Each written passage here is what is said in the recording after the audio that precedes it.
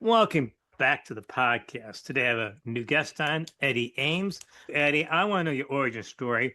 What got you into comic books and made you a lifelong fan? Yeah, so I'm a child of the 80s, like really a lot of people out there. And like a lot of people of my age, I was a product of the Christopher Reeve Superman movies and then any number of the cartoons, the Super Friends cartoons, things like that. And that made me a Superman fan. But it wasn't until I was 12 that I jumped into comics.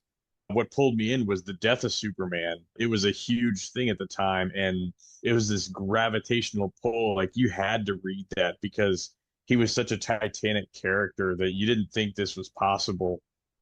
And then when you read it, it was really well done. Dan Jurgens and that entire team that was behind that, they made this really compelling story that pulled me in.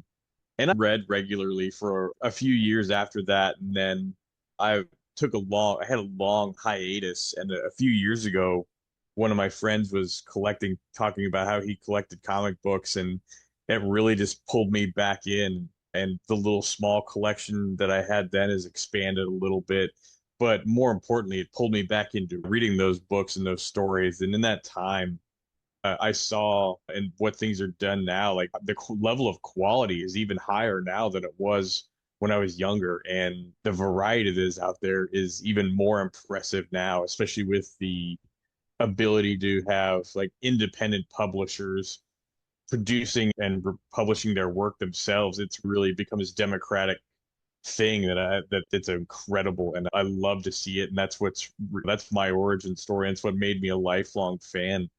The level of creativity that's out there is extremely impressive, and it amazes me every single day. You're a unique fan because I sent out a lot of feelers out.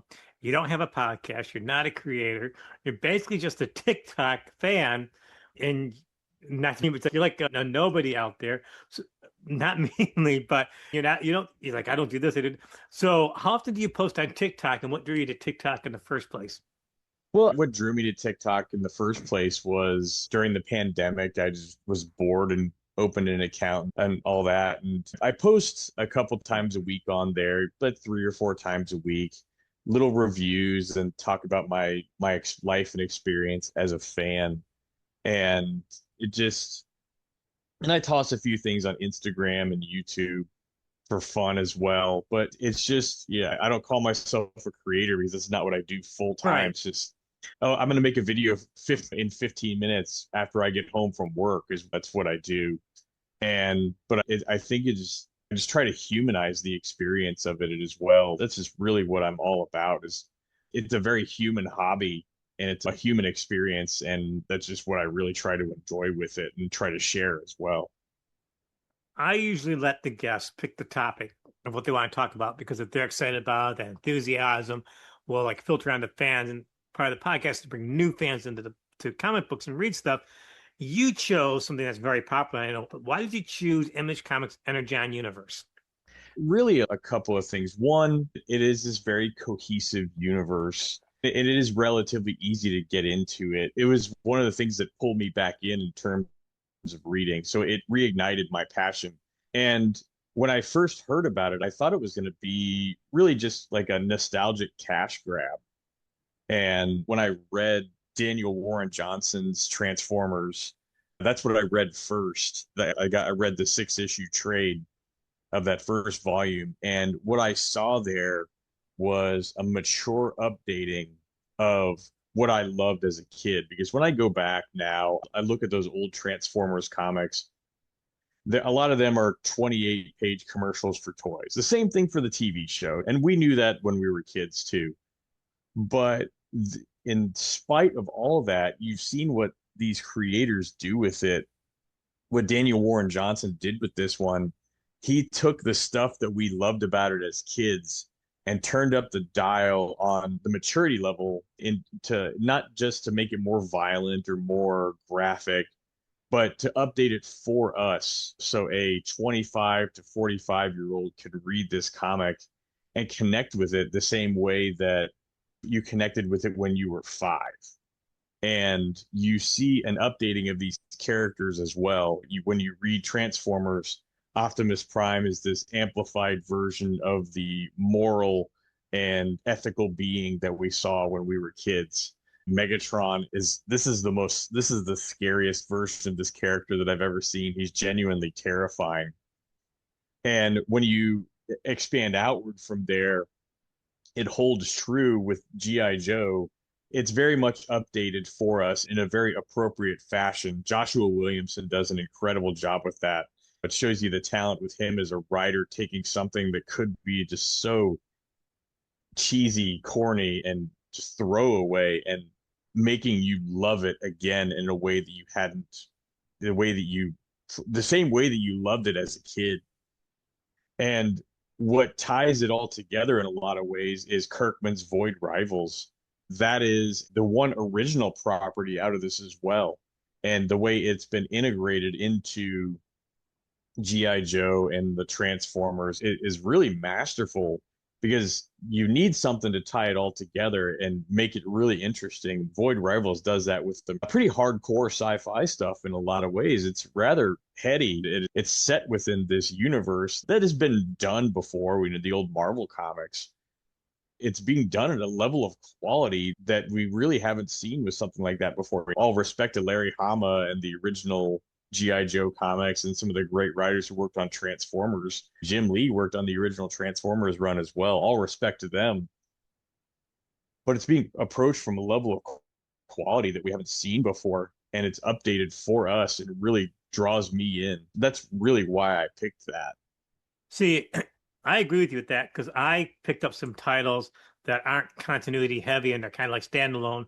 I'm reading Mad K's Space Ghost, or I think it's Yeah, Dynamite to Space Ghost. There's Space Ghost. There's Johnny Quest Johnny recently. Quest. Speed Racer have the same type of, oh, I remember these as a kid, but they're updated for modern eyes and makes it unique and fun to read. But unlike the image stuff, they're just standalone. And I look at the image, some of the image stuff, especially like you look at the spawns, like there's 1,000 spawns comic Yeah, books. Where do you dip your toes in? And that's where I have the problem with the Energon. So there's GI Joe, there's Transformers, there's Void Rivals. Then you got all this stuff in the back, and you got all these other things. yeah. No, So you said it's easy for people to dive into. Is it fairly I easy? you don't have to read all of them to keep up with it.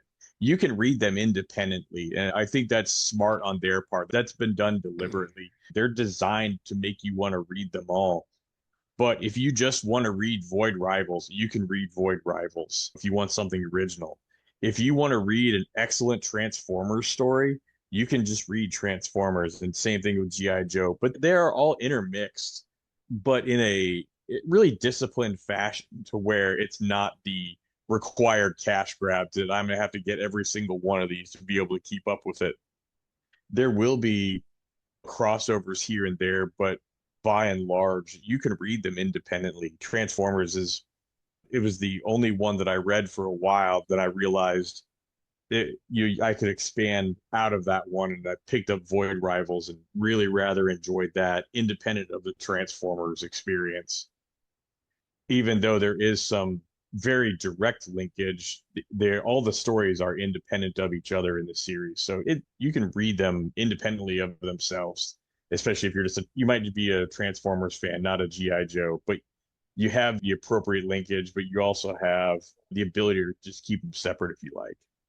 Yeah, because you said there's Transformers, there's the Void Rivals, there's Transformer, GI Joe Transformers. Then you also have the various creative teams involved. How do they like come together and blend very well? You got GI Joe and Transformers as itself, but do they actually make it really work in a way that doesn't come off as being a commercial grab? Just the best example is in Transformers right now.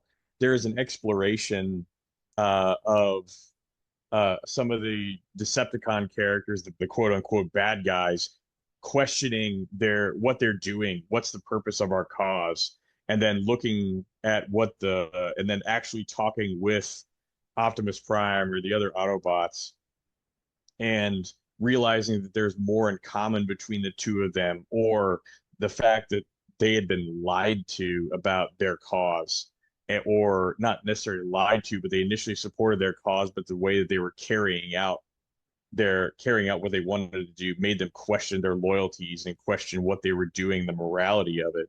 And then on GI Joe, there's this focus on character.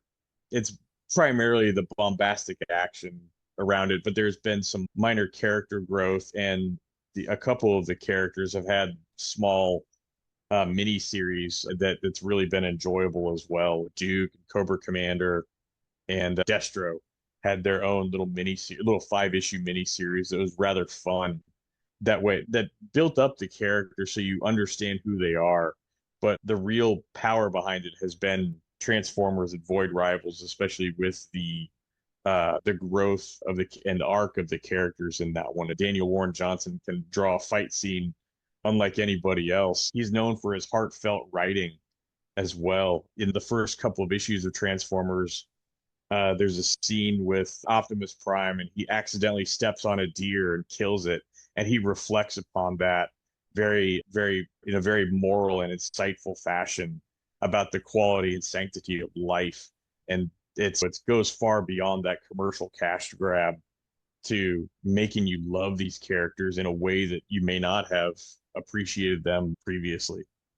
So what got you initially hooked into all of it?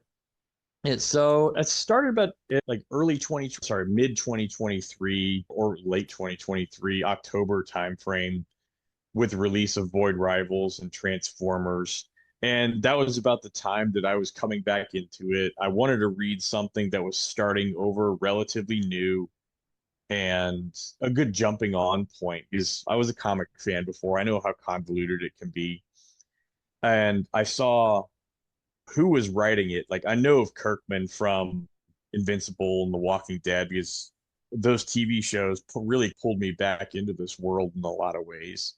And so I knew Kirkman and what he could do. Saw he was involved in it, and I got to know a little bit about Daniel Warren Johnson, about his reputation. So that's what the quality of the creator pulled me back in. The original runs, the original films of the MCU, the Marvel universe of films, you they had these great writers, great directors, great actors doing these comic book stories, and the films were genuinely great. And the same thing here, you have these incredible creators approaching familiar characters, and that was a recipe for pulling me back in. And obviously some of the imagery in it as well, it was very faithful to what I remembered, but in a very updated fashion. So if a new fan came up to you, what would you hand them to get them started with the Energon stuff? Oh, Transformers Volume 1. That's easy because again, it's familiar territory, but it's done with such a quality way. You could go start with Void Rivals, but it might be a little bit obtuse. Transformers has enough familiarity without retreading too much ground. Was there a particular moment where you went, wow, this is something really unique and special that they're doing here? Yeah, and what made me realize that there was an understanding of what this was, and there was it showed me Daniel Warren Johnson truly understood these characters, and it was a single panel. You have these big robots fighting, and then you have, see if I can show it on the screen here. Luckily, they used it on the back cover of the book. But you have Optimus carrying two people out of this, getting them out of danger while he's trying to do what he's supposed to do. And to me, that was a definition of who the character was, in just call it a simple image, but there's a lot going on there. Just absolutely great action on top of the humanity of it all. So that's a single panel. It's either within issue 1 or issue 2, but I saw that and it was like, yep, I'm back. I'm hooked. You got me. It was a lot of So, fun. so how many books are involved in it total right now? Are they going to keep expanding with more books, or are they just going to keep it as a core? Right now, so that there were 3 little mini series that led into GI Joe. You had Duke, Cobra Commander, and Destro that led into GI Joe. Transformers started off on its own, no extra feeders or fillers, and the same thing with Void Rivals. So you have 3 main titles, and there's some hinting of additional properties being added to it. It's not really hinting. Going into spoiler territory, they're incorporating characters from the old TV show Mask from the 80s, old cartoon show. We had like the Camaro that its gull wing doors opened up and flew off like a jet. They're bringing those characters in, but it's unclear if they're going to be giving them their own series. As of right now, it's only 3 stories. This one's only 3 at this point. So it's really easy for folks to get into. But again, they can maintain really just stick to 1 or 2 if they would want, and they could cross over as they felt like. They can really read just one if they really want to. Since you pay more attention to this than I do, obviously, because I've not, there's only so many hours in a day to read comic books, and I don't have the time to read as much as I would like to. Anything big planned going into 2026 that you think is cool, or is it just riding the way that they've been doing? Yeah, the big thing that I've seen so far is them incorporating the characters from Mask. It's just not clear if they're going to have their own title, but that expands the universe without expanding the title counts, because I think they could expand what they're doing without putting out more titles for people to buy. But as of right now, they're expanding the universe without expanding the titles. I don't think that there's not been any announcements for that one as of yet. And they're delving deeper into Transformers lore and Void Rivals with this event called the Quintesson War. The Quintessons were in the original show, they were the creators of the Transformers. And then your Void Rivals has been dealing with that cosmic aspect of the Transformers lore and expanding that one. So those are the 2 bigger things that I've seen coming out of it. The and GI Joe is just your smash bang action for the most part. It's there for the fun of it. But at the Transformer Duke and the Transformers and GI Joe are going to have a crossover here very shortly, but not in a separate series, just in the books that exist. So, what would you like to see happen in the future with it? Yeah. So the when the characters from Mask were introduced, like it was in Transformers 25, you saw Miles Mayhem, the bad guy from Mask, show up. And I was sitting reading that, and I think I squealed like a 5-year-old opening a Christmas present. And that was a whole lot of fun. I want to see those characters brought into it fully. And they've been expanded over the past several issues between Transformers and GI Joe, but there's a bit of a climax moment for them as well. So I want to see that continued expansion of the universe with it in an affordable means for the fan. But in terms of exploration of character, there's been some really good like moral discussions in Transformers, and I'd like to see that one continue because I think it's applicable to what we have going on in the real world today and getting people to actually communicate and think versus just hurling jabs and vitriol at each other. All right, before we wrap this up, I just think this was a great primer. Actually, when we're done, I'm actually going to take a look at some of them and actually read them, but give you a wrap up on why fans should check this out if they haven't already. Yeah, if you haven't checked it out already, the quality of the writing and the art is absolutely spectacular. With Daniel Warren Johnson's run of Transformers from issue 1 through issue 24, he was doing art and writing on this. So you have this really single cohesive narrative and vision being executed. That's something you don't see very often in comics. But when you have a writer artist doing everything, you have this great cohesion through it. And I think that's what drives it.